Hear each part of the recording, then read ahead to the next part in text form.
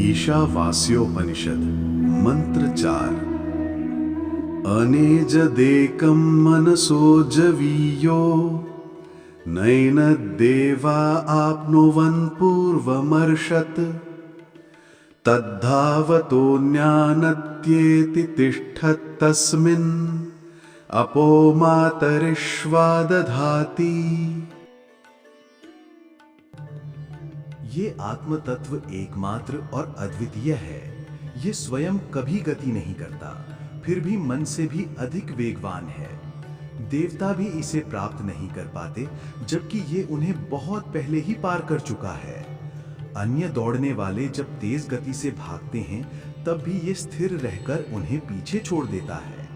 प्रकृति की गोद में विचरण करने वाली वायु भी उसी की सत्ता के बल से चलायमान होती है। पहले मंत्र में श्रुति ने ईश्वर निष्ठा का उपदेश दिया, दूसरे मंत्र में कर्म निष्ठा का और तीसरे मंत्र में उन जीवों का वर्णन किया जो न तो ईश्वर निष्ठ हैं और ना ही कर्मनिष्ठ। वहां उनकी गति बताते हुए पुनर्जन्म के सिद्धांत का प्रतिपादन किया गया। अब चौथे मंत्र में श्रुति आत्म तत्व का स्वरूप प्रकट करती है। ये आत्म तत्व कैसा है? इसे श्रुति कहती है अनेजत। एजत का अर्थ है गति, कंपन, परिवर्तन। अनेजत का अर्थ हुआ जिसमें न कोई कंपन है, न गति, न परिवर्तन। ये आत्म तत्व अचल है, अभय है और निर्विकारी है। आत्मा न डगमगाती है, न कांपती, वो निर्भय है। भय किससे उत्पन्न होता है? मानव जीवन में भय के 4 कारण बताए गए हैं। 1. स्वार्थ। जब मनुष्य को किसी वस्तु की लालसा होती है तो उसके मिलने या न मिलने की चिंता भय उत्पन्न करती है। उदाहरण के लिए धन का स्वार्थ, मिलेगा या नहीं, मिला तो टिकेगा या नहीं, इस आशंका से भय जन्म लेता है। इसलिए स्वार्थी मनुष्य प्रायः भयभीत रहता है। हीन भावना। जब मनुष्य स्वयं को अपूर्ण मानता है, भीतर कमी का अनुभव करता है, तब भय उत्पन्न होता है। अज्ञान। मृत्यु को भयानक समझना इसी अज्ञान का परिणाम है। युद्ध में लाखों लोग मारे जाते हैं तो हमें भय लगता है, परंतु भगवान निर्भय हैं क्योंकि उन्हें मृत्यु का बोध है कि ये तो उनके पास जाने का मार्ग है। पार का पन। जब हम किसी पराये घर जाते हैं तो सोचते हैं कि स्वागत होगा या नहीं, दरवाजा खुलेगा या नहीं, ये भी भय उत्पन्न करता है। परंतु आत्मीयता हो तो वही स्थिति निर्भयता में बदल जाती है। ईश्वर या आत्म तत्व में ये सब कारण नहीं है। वो निष्कंप, निर्विकारी और निर्भय है। यही कारण है कि हम भगवान की मूर्ति पत्थर से बनाते हैं जो स्थिर और अविकार है। इसके बाद श्रुति कहती है ये तत्व एकम है। एक का अर्थ अकेला नहीं बल्कि अद्वितीय और सर्वश्रेष्ठ है। ये तत्व सर्वोत्तम है, निर्भय, निर्विकार और अद्वितीय। इसलिए श्रुति ने शब्द प्रयोग किया अनेजदेकम। इसका संदेश यह है कि यदि तुम इस परम श्रेष्ठ तत्व से अपने को जोड़ोगे तो तुम भी श्रेष्ठ बनोगे। जैसा रामदास स्वामी ने कहा है, समर्था घरचे श्वान, त्याला सर्व देती मान। जब सेवक समर्थ है तो उस पर तिरछी दृष्टि डालने का साहस किसी का नहीं होता। यदि कोई व्यक्ति किसी बड़े सेठ के घर जाता है तो वो उसके कुत्ते का भी हालचाल पूछता है, आपका मोती कैसा है? इतना ही नहीं, सेठ अपने कुत्ते मोती की सेवा के लिए अलग से नौकर भी रखता है। यदि एक कुत्ता भी समर्थ सेठ का सेवक होकर इतना सम्मान पा सकता है तो सोचिए यदि हम सर्वश्रेष्ठ प्रभु के शरणागत हों तो हमारा कितना सम्मान होगा। तब कौन हमारी ओर तिरछी दृष्टि से देखने का साहस कर सकेगा? लेकिन दुख की बात यह है कि हम सर्वश्रेष्ठ प्रभु का होने का प्रयत्न नहीं करते बल्कि समाज का होने का प्रयत्न करते हैं। कई लोग एकनिष्ठ नहीं होते। वे समाज में अपनी कीर्ति बढ़ाने के लिए 25 संस्थाओं को 500-500 रुपए देते हैं, परंतु किसी एक संस्था को पूरा सहयोग नहीं देते। उनकी इच्छा रहती है कि मरने के बाद 25 संस्थाएं उनके नाम पर शोक सभा करें। यदि कोई उनसे पूछे तो वे तत्वज्ञान की भाषा बोलते हैं। सभी संस्थाएं अच्छा काम करती हैं, इसलिए सबको मदद करनी चाहिए। वास्तव में ये उनकी मूर्खता, लाचारी और निस्तेजता छिपाने का बहाना है। श्रुति कहती है, यदि श्रेष्ठ बनना है तो सर्वश्रेष्ठ प्रभु से संबंध रखो। जब श्रेष्ठ से आत्मीयता होगी तो तुम भी श्रेष्ठ बन जाओगे। हम पहले श्रेष्ठ थे, परंतु धीरे धीरे नीचे उतरते गए। श्रेष्ठ शब्द से रेफ यानी र निकल गया और हम शेठ बन गए। रेफ तेजस्विता का प्रतीक है, उसके निकलते ही हमारी तेजस्विता भी चली गई। शेठ होकर हम सोने के उपासक बने। सोने में तेज है, सुवर्णम तेजसम कहा गया है, परंतु सोना रखने वाले लोग स्वयं तेजस्वी नहीं दिखते। कारण यह है कि भोग दृष्टि के आने से हमारी आभा नष्ट हो गई और वासनाएं और विकार हमें वैसे ही नचाने लगे जैसे मदारी बंदर को नचाता है। इस तरह हम वासनाओं के दास बन गए और श्रेष्ठ से केवल शेठ रह गए। और जब इस सेठ के सिर की टोपी भी उतर जाएगी तो वो शेठ से शठ बन जाएगा। जो कभी श्रेष्ठ था वही शठ हो गया, और यदि यही क्रम चलता रहा तो और अधिक अधोगति होगी। इसीलिए श्रुति कहती है, जीवन में श्रेष्ठ बनने की आकांक्षा रखो। जीवन का ध्येय होना चाहिए कि एक दिन मैं पुरुषोत्तम बनूंगा। भगवान गीता के 15वें अध्याय में इसका वर्णन करते हैं। पुरुषोत्तम बनने में चाहे कई जन्म लगें, कोई आपत्ति नहीं। गीता कहती है, बहुनाम जन्मनानन्ते, अर्थात असंख्य जन्मों के बाद भी पुरुषोत्तम बनने की आकांक्षा रखो। भगवान ने कहीं नहीं कहा कि केवल 5 या 7 जन्मों में ही। उन्होंने बहुनाम कहा है, जिसका अर्थ है कभी 3 जन्म भी लग सकते हैं और कभी 3 करोड़ जन्म भी।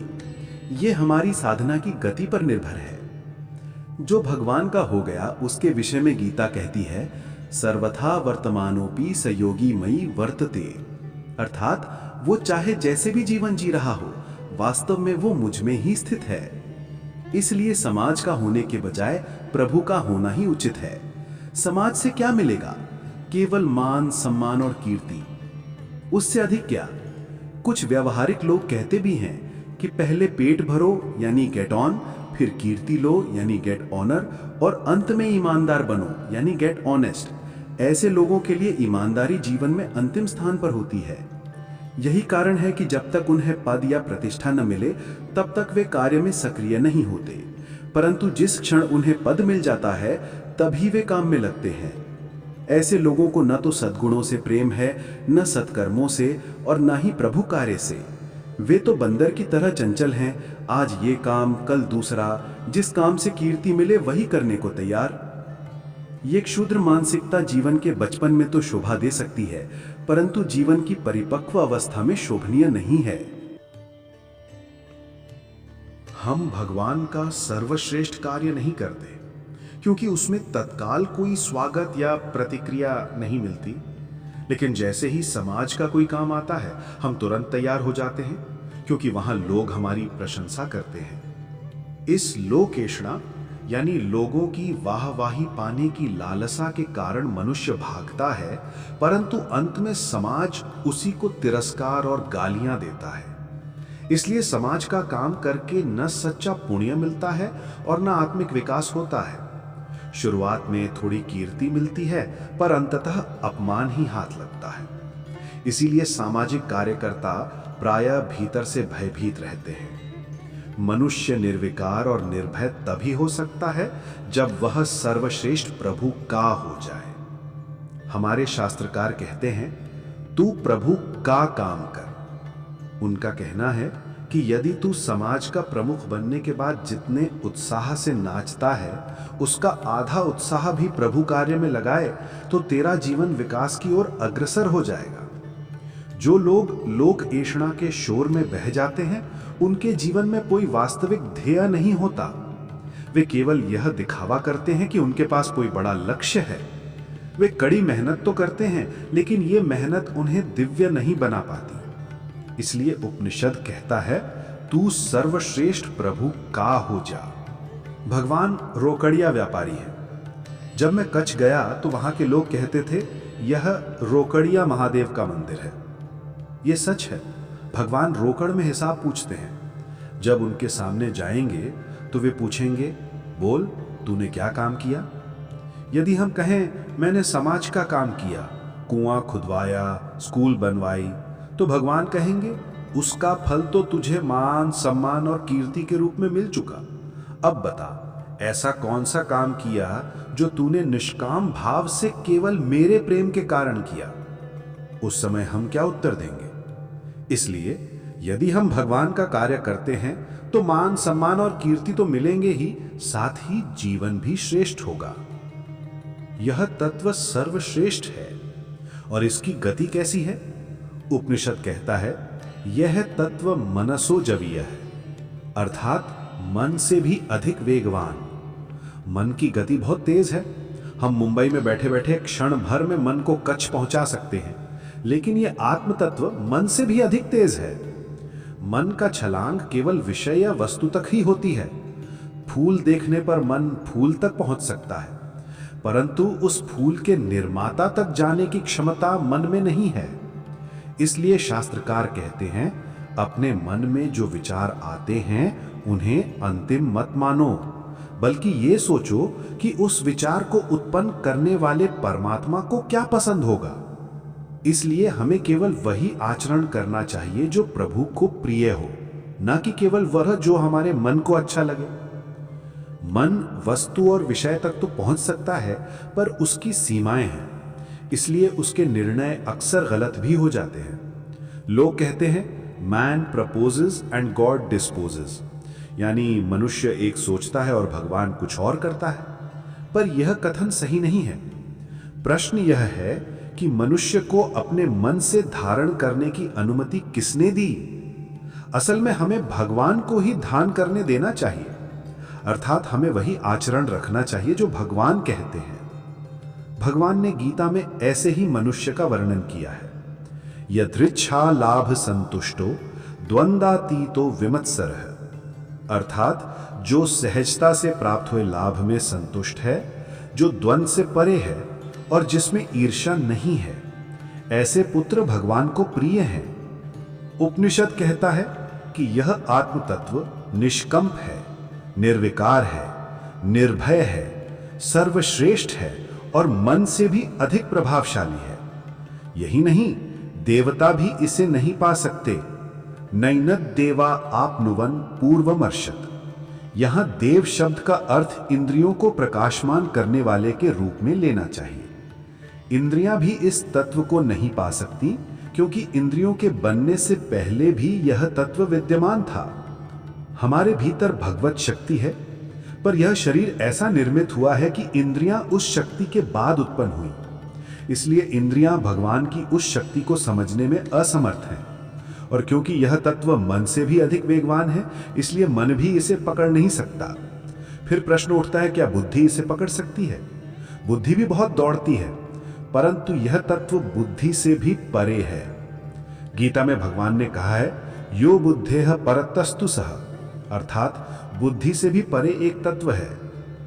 यदि हमारी बुद्धि पर हमारा नियंत्रण नहीं है, तो हम एक ही दिन में 10 जन्मों जितनी इच्छाएं और वासनाएं पैदा कर सकते हैं। इसलिए बुद्धि का द्वार बंद रखना चाहिए और यह तय करना चाहिए कि कब इसे खोलना है। बुद्धि कोई धर्मशाला नहीं है जिसमें कोई भी आकर कचरा भर दे। बुद्धि के 2 मुख्य कार्य हैं, एक इच्छाएं करना और दूसरा निर्णय लेना। इन्हीं दोनों के कारण बुद्धि हमेशा दौड़ती रहती है, परंतु यह आत्म तत्व तो बुद्धि से भी आगे है। इसी अविकारी तत्व में मातरिश्वा अर्थात प्राण तत्व गति प्रदान करता है और कर्म प्रवाह की रचना करता है। दूसरे अर्थ में यही अविकारी तत्व जगत में प्राण का निर्माण करता है। वास्तव में यह तत्व अविकारी है और तटस्थ है, किंतु हमने ही इसे विकारी बना दिया है। ब्रह्म का मानवीकरण यानी मनुष्यकरण वास्तव में तत्व ज्ञान की एक बड़ी पहेली है। हम ब्रह्म को विकारी बना देते हैं क्योंकि हमें लगता है कि वही हमें खिलाता है, कभी फटकारता है और कभी दंड भी देता है। इस प्रकार अपनी सुविधा और दृष्टि के अनुसार हम ब्रह्म को मानवीय रूप में ढाल लेते हैं। मनुष्य प्रायः ये मान लेता है कि संसार में यदि उसे न्याय नहीं मिलता तो भगवान अवश्य न्याय देंगे। इस प्रकार वो भगवान पर न्यायी होने का आरोप लगाता है। ऋषियों को यह विचार आया कि यदि वास्तव में भगवान न्यायी हुए तो हमें दंड ही मिलेगा, क्योंकि जीवन में हमसे अनेक भूलें होती हैं, इसलिए उन्होंने भगवान को दयालु मान लिया। दयालु व्यक्ति सदा कृतिशील होता है, परंतु यदि ये तत्व वास्तव में निर्विकारी है तो उसमें कृति यानी क्रियाशीलता संभव नहीं। फिर भी मनुष्य ने उस तत्व पर दया का आरोप लगाकर उसे कृतिशील मान लिया। यही ब्रह्म का मानवीकरण या मानुषीकरण है। भगवान तो हमारे सुख दुख में तटस्थ है, पर हम कहते हैं भगवान कृपालु और क्षमाशील है। इस प्रकार हमने उन पर अनेक गुण आरोपित किए, न्यायी, दयालु, कृपालु, क्षमाशील। परिणाम यह हुआ कि हम स्वयं भूल करने लगे और सोचा कि प्रार्थना करेंगे तो क्षमा मिल जाएगी। इसी से प्रार्थना, स्तोत्र, पाठ पूजा और सेवा की परंपरा विकसित हुई। इनसे हमारे जीवन में कोमलता आई, रूक्षता दूर हुई, संकट में धैर्य आया, प्रलय का भय घटा। इन लाभों के बावजूद ये सब ब्रह्म के मानवीकरण का ही परिणाम था। वस्तुतः ब्रह्म निर्विकारी है, पर हमने उसमें विकार आरोपित कर दिए। ये सत्य है या केवल कल्पना? हम कहते हैं कि भगवान हंसते हैं, रोते हैं, बच्चों का अधःपतन देखकर दुखी होते हैं और उनके कार्य देखकर प्रसन्न होते हैं। मानो भगवान को भी गम, आनंद, प्रिय अप्रिय का अनुभव होता है। इस प्रकार हम विश्व की आदि शक्ति पर अपने ही विकारों की चादर ओढ़ा देते हैं। जैसे मनुष्य विवाह करता है, वैसे ही भगवान को भी परिणय में बांधते हैं। मनुष्य सोचता है कि जब मुझ में विकार हैं तो भगवान में भी होंगे। विवेकशील व्यक्ति पूछता है कि क्या ये केवल सुविधा या मनुष्य की आदत के कारण किया गया है? सूर्य का तेज, चंद्रमा की शीतलता, तारों की स्थिरता, हिमालय का अचल रूप, गंगा यमुना जैसी नदियां, ये सब हमारे जन्म से पहले भी थे और मृत्यु के बाद भी रहेंगे। सृष्टि का अधिकांश भाग हमारे होने से स्वतंत्र है, फिर भी हम उसके सृष्टा, उस आदि शक्ति को, जो वास्तव में निर्गुण और निर्विकारी है, मानवी गुणों से ढक देते हैं। हम उसमें प्रेम, ईर्ष्या, मत्सर आदि का आरोप कर देते हैं। यह तत्व ज्ञान की दृष्टि से बड़ा साहस है कि हम अपने ही गुण विश्वंभर पर आरोपित करते हैं। मनुष्य इतना अभ्यस्त है मानुषीकरण का कि हर वस्तु को मानवीय रूप में वर्णित करता है। गुलाब की कली को बगीचे की रानी कहता है, चांदनी को आकाश की स्वामिनी और सूर्य को प्रताप वीर कहकर व्यक्त करता है। इस आदत से वो भगवान पर भी मानवीय गुण आरोपित करता है। यही ब्रह्म के मानुषीकरण का अद्वितीय बौद्धिक साहस है। यदि सृष्टि की दृष्टि से देखें तो हम तो कल के ही बच्चे हैं। सूर्य मनुष्य को उपेक्षा की दृष्टि से देखता होगा और हिमालय हमें देखकर हंसता होगा, फिर भी ब्रह्म का मानवीकरण करना मनुष्य का बहुत बड़ा साहस है। लेकिन श्रुति कहती है, बेटा ये साहस नहीं है। वास्तव में ये तत्व प्राण तत्व और कर्म प्रवाह का निर्माण करता है। भगवान अविकारी हैं, पर साथ ही विकारी रूप में भी प्रकट होते हैं। इसमें उनकी प्रेम पूर्णता झलकती है। जैसे कोई बच्चा जिद पकड़ ले कि बापूजी आप जिब्बा पहनिए, तो पिता को प्रेमवश वैसा करना पड़ता है।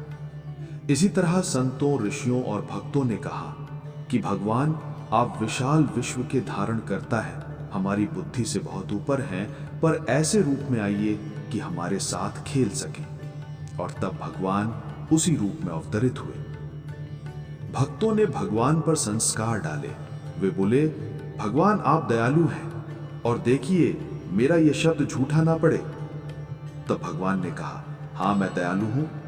भक्त ने कहा, आप संसार के साथ चाहे जैसा व्यवहार करें, पर मेरे साथ कृपालु बने रहें। इस प्रकार भगवान को दयालु ठहराया गया। इसका दूसरा अर्थ यह भी है कि भक्तों ने निर्विकारी तत्व में प्राण तत्व की प्रतिष्ठा की और कर्म प्रवाह उत्पन्न किया। कृष्ण ने माखन के लिए नहीं, बल्कि गोपियों के प्रेम और उनके हृदय की पुकार के लिए नृत्य किया।